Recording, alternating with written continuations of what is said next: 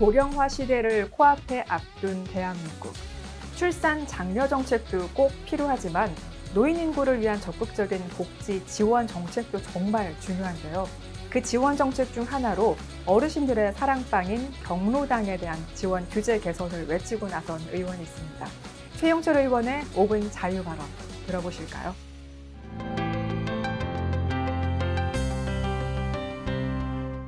우리나라는 지금 매우 빠른 속도로 고령화 사회에 진입하였을 뿐만 아니라 고령자 비율이 전 국민의 20% 이상이 되는 초고령 사회를 눈앞에 두고 있습니다.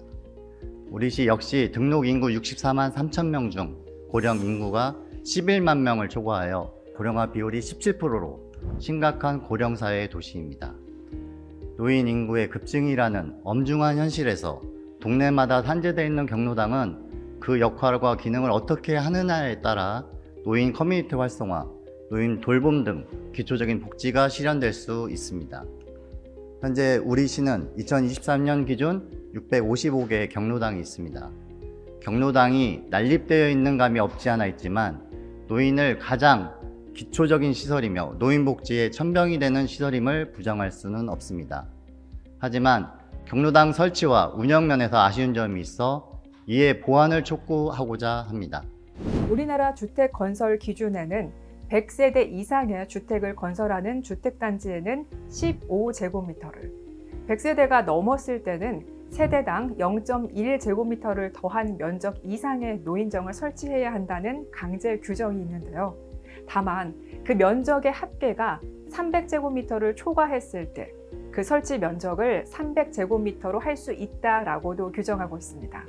공동주택 단지마다 설치해야 되는 면적의 기준만 있을 뿐 구성원과 노인들의 생활 공간에 따른 자세한 규정은 없어 이에 대한 대책이 필요합니다.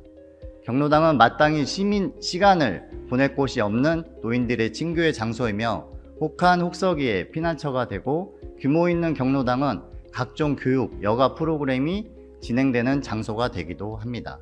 경로당은 보통 회원수가 20명에서 많은 곳은 100여 명에 이르기도 합니다. 따라서 구성원별, 성별, 연령대 등 여러 요소가 고려되어야 합니다. 최근 신축되는 공동주택단지도 남녀 공간이 분리되어 있지 않아서 불편을 겪고 있습니다. 따라서 가변형 칸막이로 때에 따라 적절한 공간이 분리가 필요합니다.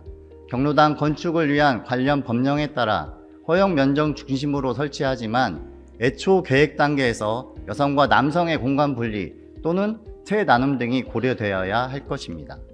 또한 각 경로당마다 커튼이나 소파 등이 제대로 지원되지 않아서 고령의 노인들이 생활에 불편을 겪고 있습니다. 연령이 높아질수록 골다공증, 골절 등의 위험이 증가하기 때문에 입식 생활로 전환해야 하지만 의자나 소파 등의 개수가 제한돼 있어 불편을 호소하는 경로당도 적지 않은 현실입니다. 특히 커튼 설치가 되지 않아 햇볕을 차단하지 못해 창문에 종이를 붙여 있는 경로당도 있어 안쓰러움이 매우 컸습니다. 이에 본 의원은 경로당별 실질적 효율적 지원을 위한 집행부의 노력을 촉구합니다.